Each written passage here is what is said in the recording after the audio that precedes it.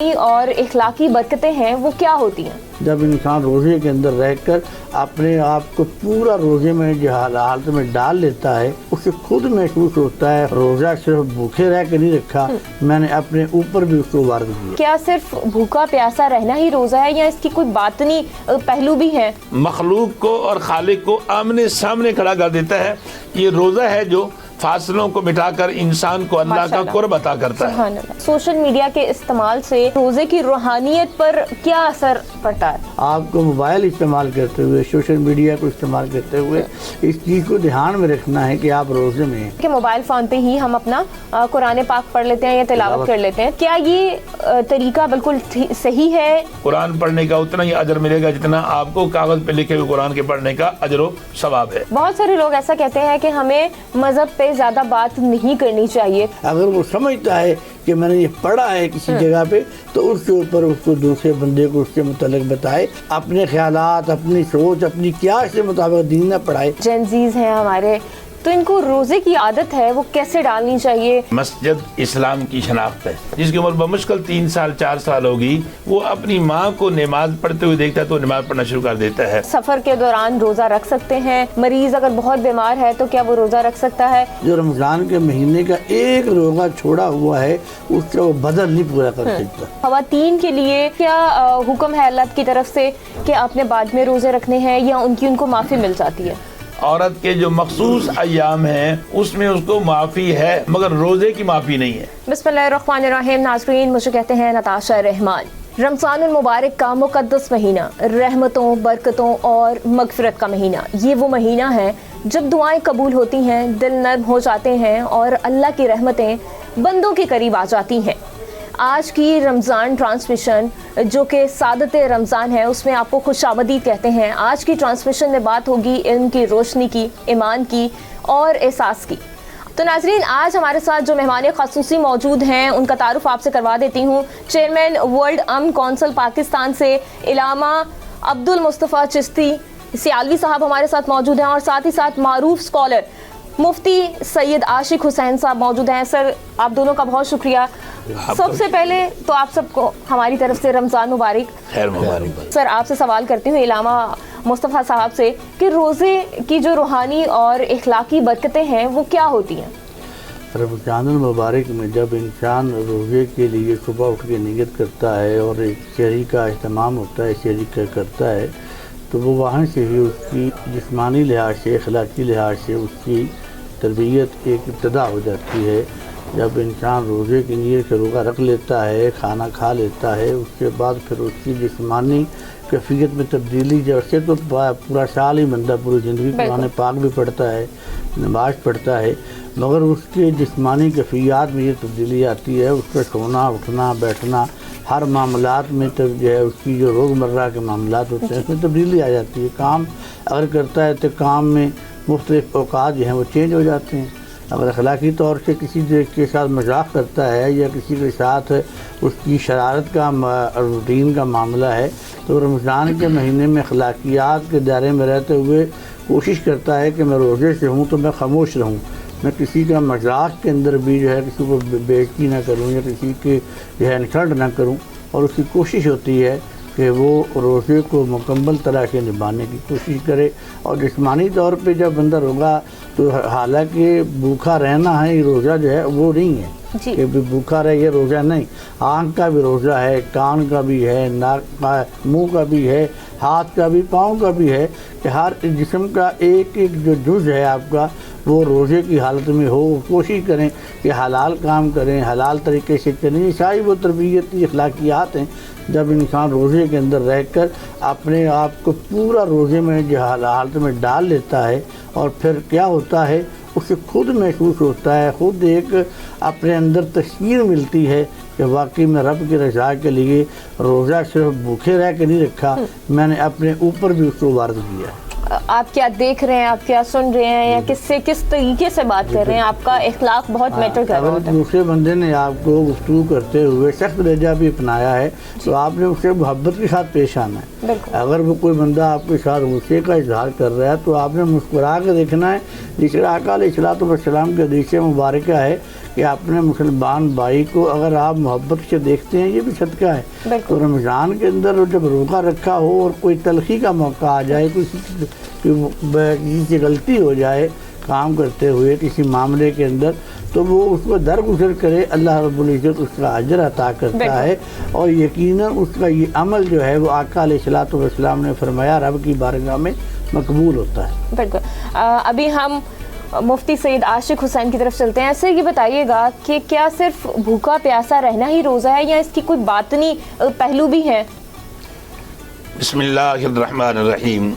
نہایت تقدس مآب ناظرین، سب سے پہلے تو میں نتاشا رحمان بیٹی کا اور وقت کی ساری انتظامیہ کا شکر گزار ہوں کہ انہوں نے آپ سے اور ہمیں مخاطب ہونے کا موقع دیا اور وہ اچھی اچھی باتیں آپ تک پہنچانے کا ہمیں موقع عطا کیا جو کہ تبلیغ کا حصہ ہے.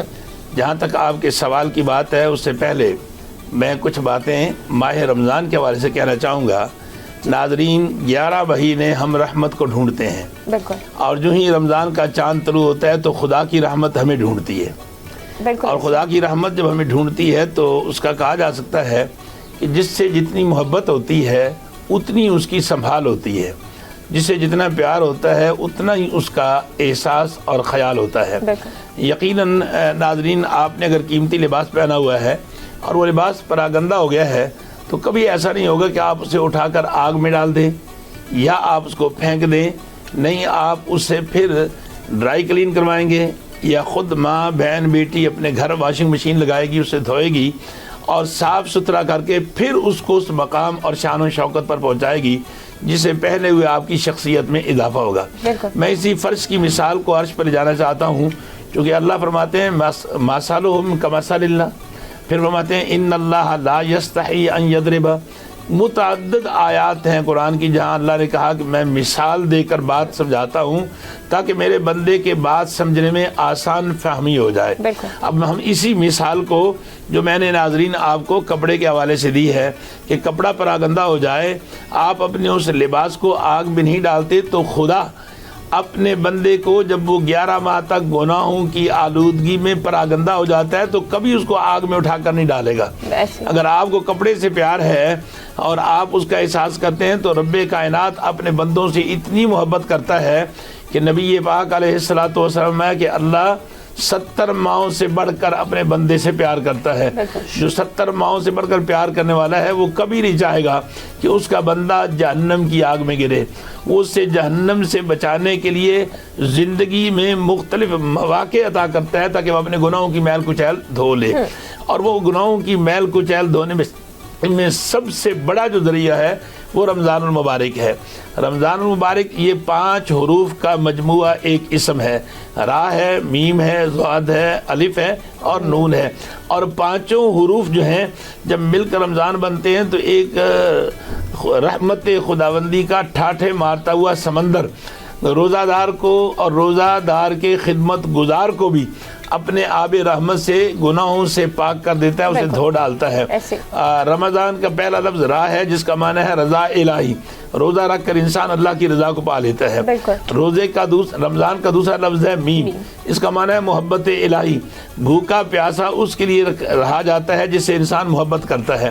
گویا روزے کی صورت میں انسان اللہ کی محبت کا سرمایہ پا لیتا ہے. اور تیسرا لفظ ہے حرف ہے ضاد جس کا معنی ہے ضمانت. جب انسان نے اللہ کی رضا بھی پا لی، اس کی محبت بھی پا لی، تو پھر اللہ کی طرف سے اسے جنت کی ضمانت عطا کر دی گئی. اور رمضان کا چوتھا لفظ ہے حرف ہے الف. الف کا معنی ہے الفت الہی. محبت کا جہاں پیمانہ ختم ہوتا ہے وہاں سے الفت کا آغاز ہوتا ہے. گویا انسان نے راہ سے رضا پائی، میم سے محبت پائی، ضاد سے ضمانت پائی اور الف سے وہ درجہ الفت الہیہ پہ جا پہنچتا ہے. اور پھر جب ان 4 منازل کو روزہ دار میرے بیٹے طے کر لیتا ہے تو پھر اس کے انوار و تجلیات کی بارش برسنا شروع ہو جاتی ہے. جو نون اس کی دلیل ہے کہ نور الہی. آپ دیکھ لیجئے کہ روزہ دار کے چہرے پہ معصومیت نکھر آتی ہے، اس کے چہرے کی رونق بڑھ جاتی ہے. عام حالات میں آپ بھوکے پیاسے رہیں تو نکات اور کمزوری جو ہے وہ آپ کے چہرے پر پیلا پن لائے گی, زرد پن لائے گی, مگر روزے کی صورت میں بھوکا پیاسا رہنے پر آپ کے چہرے پہ رونق آئے گی, اور نور آئے گا اور معصومیت آئے گی. اور چوتھی بات یہ ہے کہ روزہ جو ہے یہ انسان کو اللہ کے اتنا قریب کر دیتا ہے.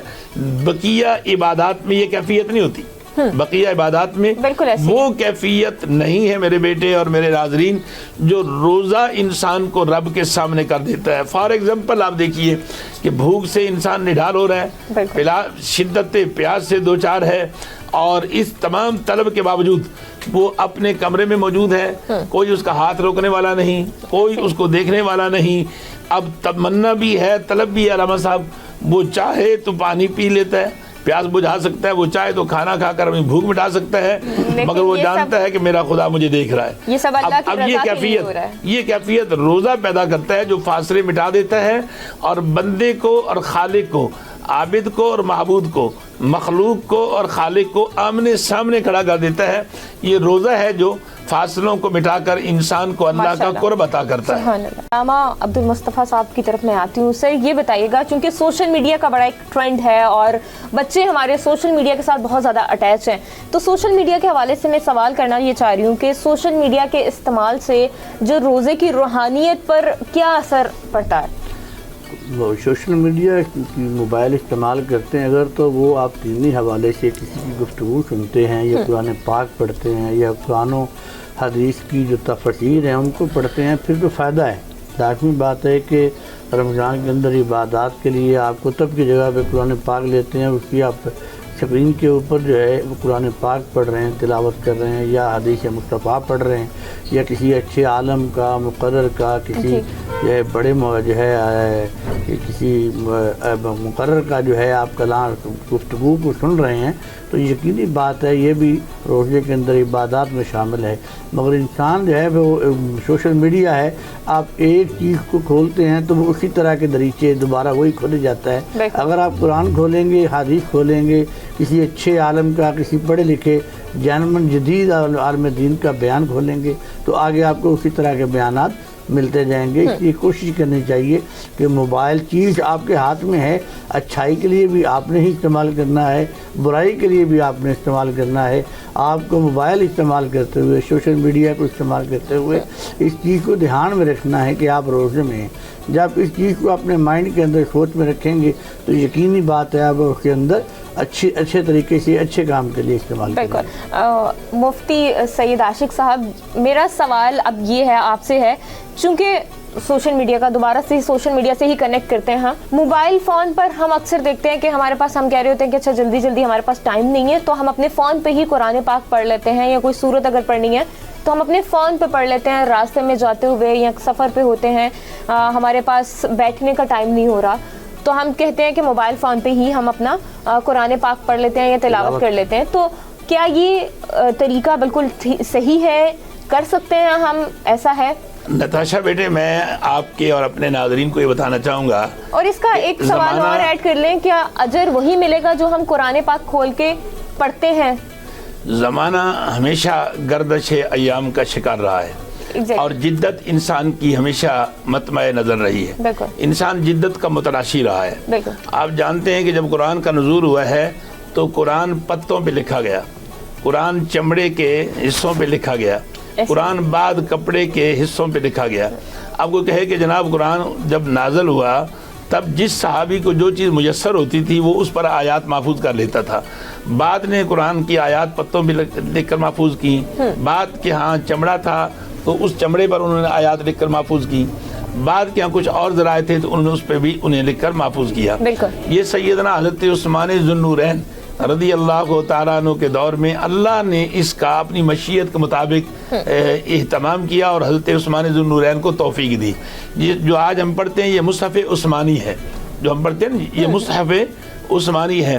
اور قریب تھا کہ مختلف قبائل جو عرب اسلام میں داخل ہو رہے تھے تو وہ اپنے اپنے لب و لہجہ میں قرآن کی تلاوت کرتے تھے. آج بھی قرأت 17 کے نام سے 17 قرأتیں اور 7 قراتیں تو روایت میں پڑھی جاتی ہے نا جناب.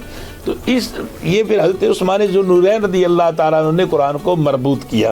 اب وہیں سے ہم اٹھ کر آتے ہیں کہ ہر دور میں چونکہ جدید ذرائع انسان اپنی آسانی اور سہولت کے لیے اختیار کرتا آیا ہے، اور ہر وہ ذریعہ جدید جس جدید ذریعے میں اسلام کے کسی حکم کی صورت مسخ نہ ہوتی ہو اس کو اپنانا یہ جائز ہے. اگر وہ جدت جسے اسلام کے حکم کی جو اس کی فرضیت ہے یا اس کی صورت ہے اس میں کمی بیشی آتی ہو تو اس سے گریز کرنا لازم ہے. اب موبائل ایک جدید صورت ہے آپ کے پاس، آپ گاڑی میں سفر کر رہے ہیں، اگر وہاں اب حمائل شریف، حمائل کہتے ہیں یہ قرآن پاک جو کتابی صورت میں ہے، اس کو کھولتے ہیں تو قرآن کی بے ادبی ہونے کا امکان ہے. آپ کے پاس ممکن ہے کہ وضو بھی نہ ہو، اور بغیر وضو کے اللہ نے قرآن میں کہا لا یمسہ الا المطہرون، اسے مس نہ کرنا جب تک تم طاہر اور پاک نہ ہو. اب اس صورت میں موبائل آپ کا روزمرہ اور ہر لمحہ استعمال کی چیز ہے. اس میں اگر قرآن پاک اور آیات اور سورہ یاسین یا دیگر صورتیں آپ کو پڑھنے کے مواقع میسر آتے ہیں تو اس سے فائدہ اٹھانا چاہیے. کوئی مذائقہ نہیں ہے، اس کا اتنا ہی ثواب ہے. اللہ کے نبی علیہ الصلوۃ والسلام نے فرمایا کہ من اراد ان یتکلم مع اللہ فلیقرأ القرآن، اگر کوئی چاہے کہ میں اللہ سے ہم کلامی کروں، میں اپنے دکھڑے اللہ سے سناؤں اور اللہ کی طرف سے میں اس پر خوشخبریاں سنوں، تو وہ اللہ سے ہم کلامی کے لیے زمین پر قرآن کھولتا ہے تو عرش بری پر اللہ اپنے دروازے کھول دیتا ہے. بندہ اور بندے کا خالق، بندہ اور بندے کا رب آپس میں قرآن مجید فرقان حمید کی صورت میں ہم کلام ہو جاتے ہیں. دوسری پہلے آپ نے چونکہ سوشل میڈیا کے اس میں قرآن کا پوچھا، قرآن کائنات کی واحد وہ کتاب ہے جو تینوں زمانوں کو اپنے دامن میں سمیٹی ہوئی ہے. آپ نوائے وقت سے وابستہ ہیں. آج نوائے وقت آپ کسی سے پکڑتی ہیں تو دیکھتی ہیں کہ وہ آج 20 فروری ہے تو اس پہ ڈیٹ 19 لکھی ہے، تو آپ کہیں گے نہیں یہ تو کل کی اخبار ہے، مجھے آج کی دے، یہ کل کی. تو ایک دن گزر جائے تو وہ خبر بے خبر ہو جاتی ہے. مگر قرآن کا یہ معجزہ ہے، قرآن کا یہ کمال ہے کہ 1447 سال پہلے نازل ہوا ہے. یہ زمانے ماضی کی تاریخ بھی ہے، حال کی خبر بھی ہے، اور مستقبل کی یہ خوشخبری بھی ہے، مبشرات بھی ہے. لہذا اگر آپ راہ چلتے سفر میں موبائل آپ کے ہاتھ میں ہے، آپ اس پہ قرآن پاک پڑھنا شروع کر دیتے ہیں، تو میری تحقیق یہ ہے کہ اس موقع کو ہمیں ضائع نہیں کرنا چاہیے. قرآن پڑھنے کا اتنا ہی اجر ملے گا جتنا آپ کو کاغذ پہ لکھے ہوئے قرآن کے پڑھنے کا اجر و ثواب ہے. آپ نے نیت اچھی رکھنی ہے. انما الاعمال بالنیات. اللہ کے نبی علیہ السلام ایک گھر میں داخل ہوئے تو اس گھر میں پہلی بار میرے کریم نے ایک ہول دیکھا جسے آپ اگزاس فین کا ہول علامہ صاحب کہہ لیں یا روشن دان کہہ لیں ناظرین عام آسان لفظوں میں. تو اللہ کے رسول نے پوچھا یہ کیا رکھا ہے؟ عرض کیا یا رسول اللہ یہ میں نے ہال رکھا ہے تاکہ اس سے روشنی آئے اور ہوا آئے. تو میرے پاک نبی نے فرمایا کہ اگر آپ یہ نیت کر لیتے کہ میں نے آذان سننے کے لیے یہ ہال رکھا ہے تو روشنی اور ہوا تو آنی تھی، مگر یہ جب تک ہول دیوار میں رہتا ہر پل آپ کو میرے اللہ کی طرف سے اجر و ثواب ملتا رہتا. تو بات انما الاعمال بالنیات کی ہے. بالکل. صفا صاحب آپ کی طرف دوبارہ سے آتی ہوں. مجھے یہ بتائیے گا پہلے رمضان شروع میں ہی ایسا ہوتا ہے کہ ہم بھول کے اگر کچھ کھا لیتے ہیں تو وہ بھی کیا ہمارا روزہ باقی رہتا ہے یا نہیں رہتا؟ آقا علیہ الصلوۃ والسلام کے صحابہ اکرام نے رشی فضا کا امی و حبیبی کا یا رسول اللہ آقا ہمارے ماں باپ آپ پہ قربان جائیں، ہم روزہ رکھ لیتے ہیں. بعض دفعہ خواتین ہوں بچے ہوں یا ہم بیٹھے ہوں کھانا کھایا جا رہا ہے بچوں کو کھلایا جا رہا ہے یا ہم نے غلطی سے اب پانی پی لیا یا کچھ کھا لیا یا سفر میں آتے جاتے ہوئے کہیں مجھے یاد نہیں رہا اور میں نے والا لیا یا کوئی چیز لی اور کھا لی تو حضور میرے لیے کیا حکم ہے؟ ایک اور صحابی ہیں انہوں نے رشی فضا کا امی بابی کا یا رسول اللہ میں روزہ رکھا ہوا ہے، میں بھی گھر بیٹھا تھا مجھے پتہ نہیں چلا میں نے پورا کھانا تک کھا لیا، اب میرے لیے کیا حکم ہے؟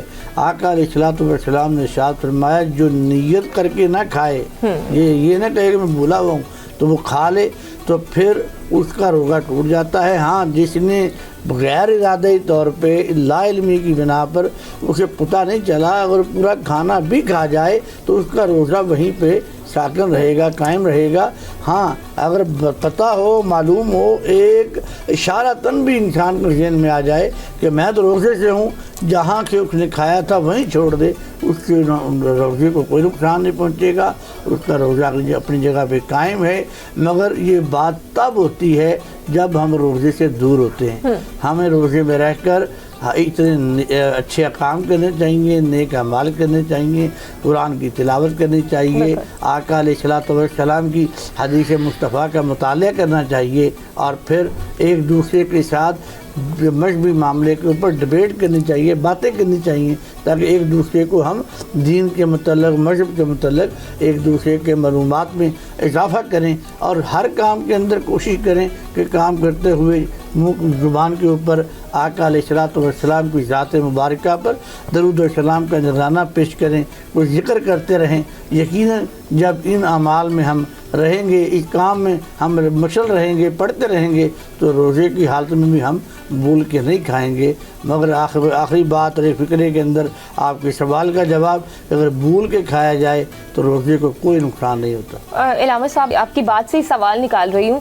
آپ نے کہا کہ ہمیں اسلام پہ، مذہب پہ ڈبیٹ کرتے رہنا چاہیے، لیکن بہت سارے لوگ ایسا کہتے ہیں کہ ہمیں مذہب پہ زیادہ بات نہیں کرنی چاہیے، تو اس پہ کیا کہیں گے؟ یہ ان لوگوں کے لیے ہے جو اپنے خود ہی قیاس لگا کر اپنی عقل کے مطابق اپنی دانائی کو دکھانے کے لیے بہت ساری باتیں ایسی کہہ جاتے ہیں جو دین سے دور ہوتی ہیں، بالکل، جن کو دین کے اندر وجود ہی نہیں ہوتا ہے۔ ایسے ہی آپ سوشل میڈیا پہ دیکھتے رہتے ہیں، کچھ ایسے معاملات ہوتے ہیں، جیسے پچھلے دنوں ایک کلپ چل رہا تھا کہ جی اگر آپ کے ہاتھ میں کھانا ہے، اذان کی آواز بھی آ گئی ہے، تو آپ کھاتے رہیں جو ہاتھ میں پڑا ہوا ہے، کچھ نہیں ہوگا، جی چاہے وہ پوری پرات پکڑی ہو، وہ تو شام تک کھاتا رہے گا پھر۔ مگر نہیں، آقا علیہ الصلوۃ والسلام کی حدیث مصطفیٰ ہے کہ جب ندا آ جائے، آواز آ جائے اذان کی، تو پھر تمہارا کام ہے جو جہاں کھا رہا ہے، جو کر رہا ہے، وہ چھوڑ دے، اس لیے کہ ٹائم ختم ہو گیا۔ اور پھر جو ہے سائنس نے بھی کہا، اور پھر مذہبی طور کے اوپر بھی ہم بہت جگہ پہ پڑھتے بھی ہیں، اور روایات ہیں کہ فجر کی اذان ہوتی ہی تب شروع ہے جب سحری کا ٹائم ختم ہو جاتا ہے۔ سحری کے ٹائم کا فجر کی اذان کے ساتھ کوئی تعلق نہیں ہے۔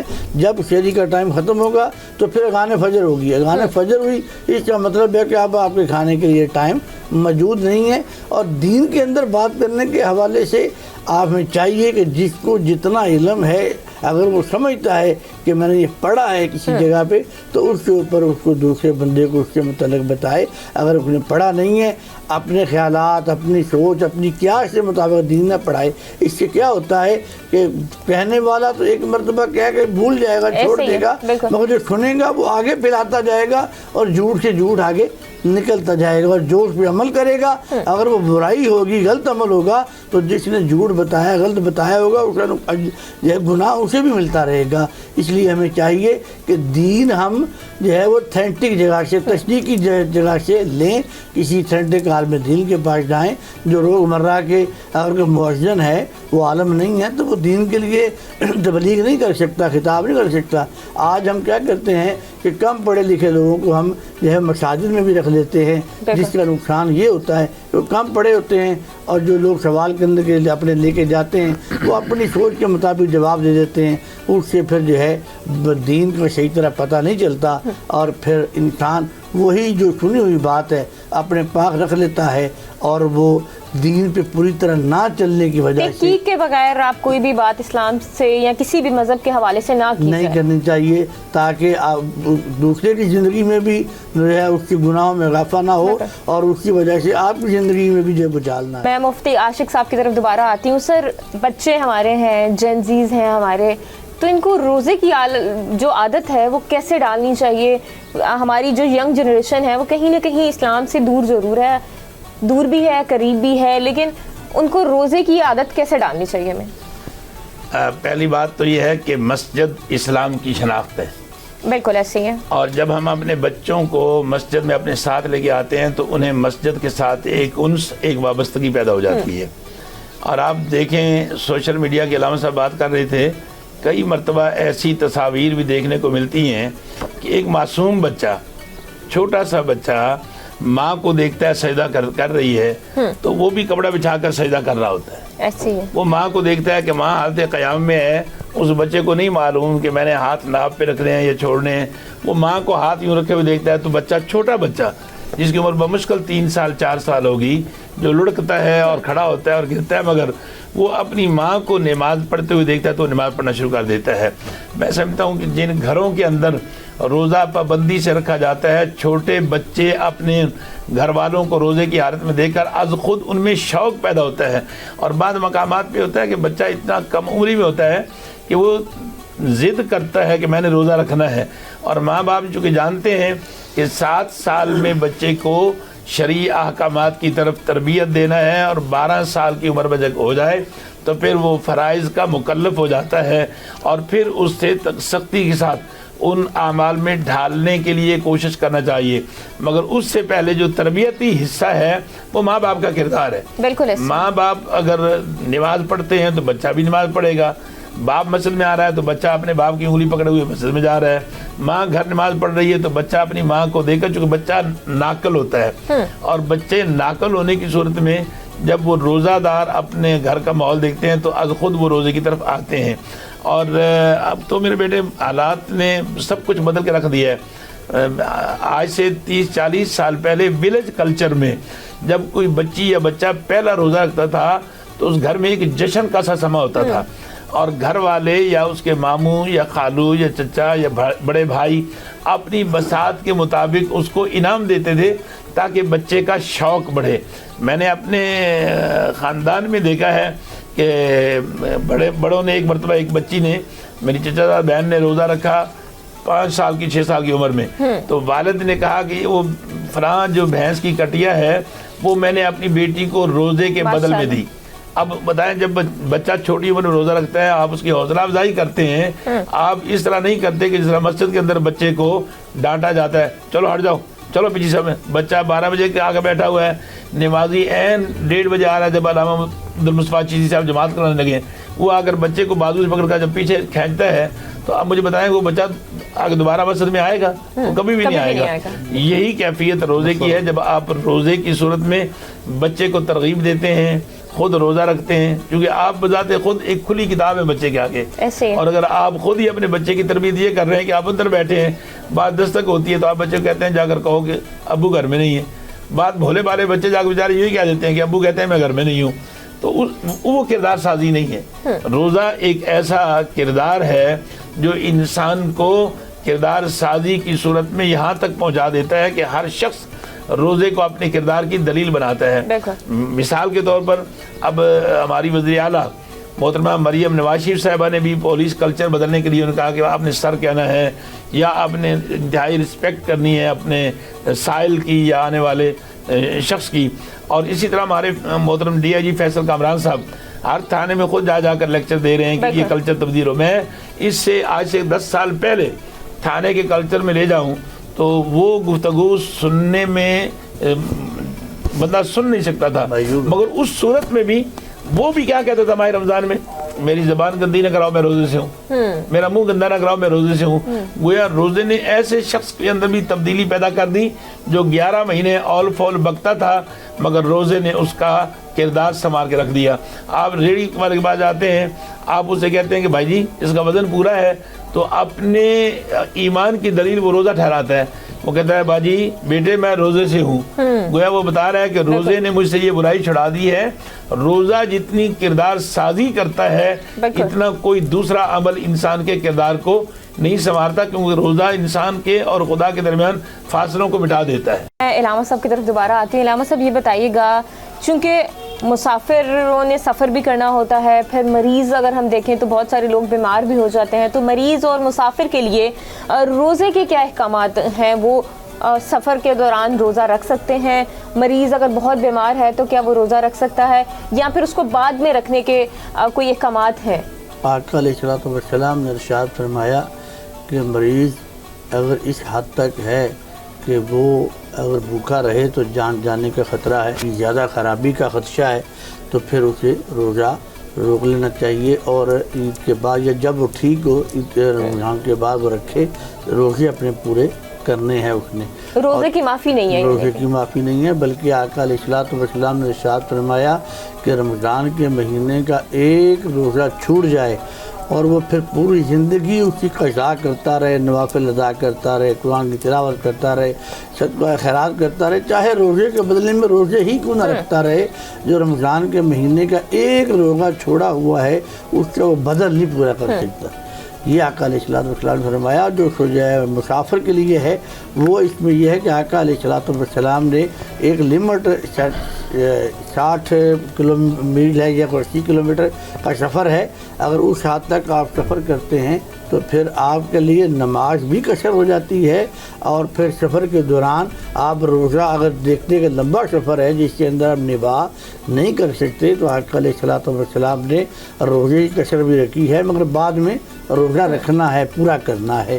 جس طرح نماز کے اندر آقا علیہ السلام نے فرمایا کہ جب 14 دن سے زیادہ جہاں پہ بندہ رہتا ہے وہ مقیم ہے، چاہے سفر کر کے پہنچا ہے، اگر 14 دن سے کم ہے تو پھر وہ نماز قصر یعنی کہ آدھی پڑے گا۔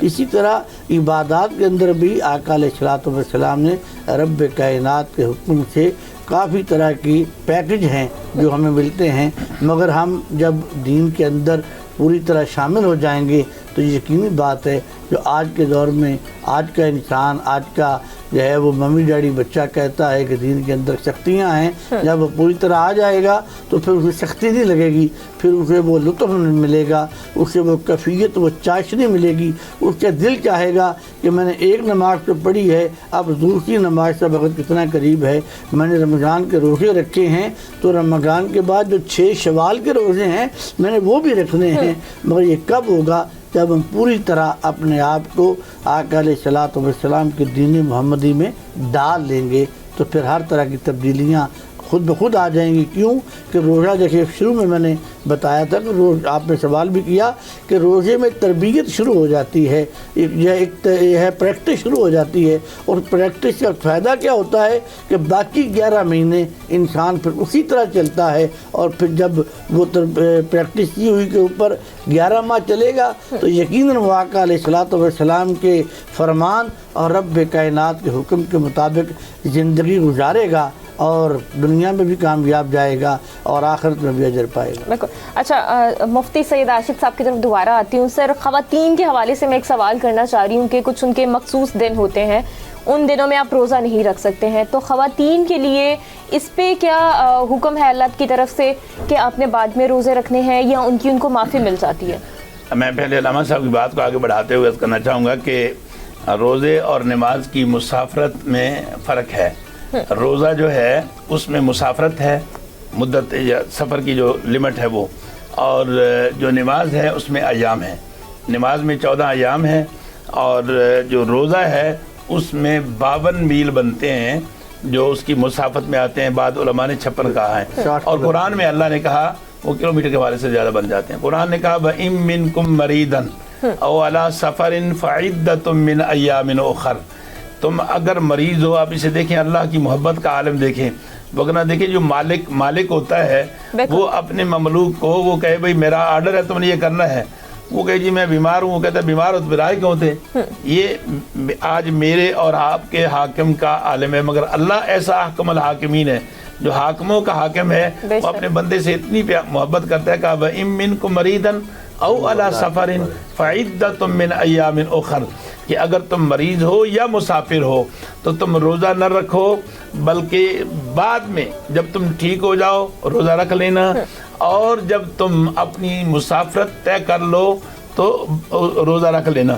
مگر کچھ دائمی مریض ہوتے ہیں، یعنی ایسا بوڑھا یا ایسا مریض جس کی بیماری کا خاتمہ ممکن نہ نظر آتا ہو، اس کے لیے حکم ہے کہ وہ مریض پھر روزہ نہ رکھے بلکہ فدیہ دے۔ جیسے کہ شوگر کا مریض ہے یا ہارٹ پیشنٹ ہے، وہ اگر روزہ رکھتا ہے تو جان جانے کا خدشہ ہے، اور بظاہر کوئی ایسا امکان نظر نہیں آ رہا کہ اس کا یہ مرض دور ہو جائے، یا کینسر کا مریض ہے، تو اب ایسے مریض کے لیے اللہ نے کہا کہ اب وہ فدیہ دے، فدیۃ طعام مسکین، فدیۃ طعام مسکین، وہ اپنے بدلے میں کسی غریب کا روزہ رکھوائے، اللہ روزہ رکھنے والے کو بھی اتنا ہی اجر عطا کرے گا، اور جس مریض نے مرض کی وجہ سے روزہ نہیں رکھا، اس کا رکھا ہے، اس کو بھی اللہ پاک اتنا ہی اجر عطا کریں گے۔ اب اگلی بات آ جاتی ہے آپ کے سوال کی خواتین کے حوالے سے، جو روزے سال میں ایک بار آتے ہیں، بالکل ایسی سال میں ایک بار آتے ہیں، اور نماز جو ہے وہ ہر روز 5 دفعہ آتی ہے اور مہینے میں 150 مرتبہ آتی ہے. ایسے ہی مہینے میں کم و بیش 150 مرتبہ آتی ہے. نماز کی قضا پر عورت کے جو مخصوص ایام ہیں اس میں اس کو معافی ہے مگر روزے کی معافی نہیں ہے. روزے کے وہ ایام جو اس کے حالت عارضہ میں آئے, جو منتھلی عارضہ خاتون کو لائق ہوتا ہے, وہ ان روزوں کی قضا دے گی, اس لیے معافی نہیں ہے روزے کی. جی قضا دے گی مطلب وہ آپ نے بعد میں رکھنے ہوں گے روزے. مہینہ جب ٹھیک ہو جائے گی اور ماہ مبارک گزر جائے اس کے بعد وہ روزہ رکھے گی تو اللہ پاک اس کو ماہ رمضان جتنا ہی اجر عطا کریں گے, کیونکہ وہ فطرت کے تحت معذور ہوئی ہے. جو فطرت کے جس کا خالق اللہ ہے اس کے تحت وہ فطرتی عذر کا شکار ہوئی ہے, وہ ذاتی کسی عذر کا شکار نہیں ہوئی. ہم اپنے دونوں مہمانوں کا, علامہ صاحب کا بھی شکریہ ادا کرتے ہیں اور مفتی صاحب کا بھی کہ انہوں نے اپنا قیمتی وقت نکالا اور ہمیں اسلام کے بارے میں جو تعلیمات نہیں تھی ہمیں اس کے بارے میں آگاہ کیا. اور آج کا جو پروگرام ہم اختتام کرتے ہیں وہ اسی دعا کے ساتھ کرتے ہیں کہ اس رمضان میں آپ جو نیکیاں کر رہے ہیں اللہ تعالیٰ آپ کو ان کا اجر دے. ہمیں اجازت دیں, ہم دوبارہ سے حاضر ہوں گے, تب تک کے لیے اللہ نگہبان.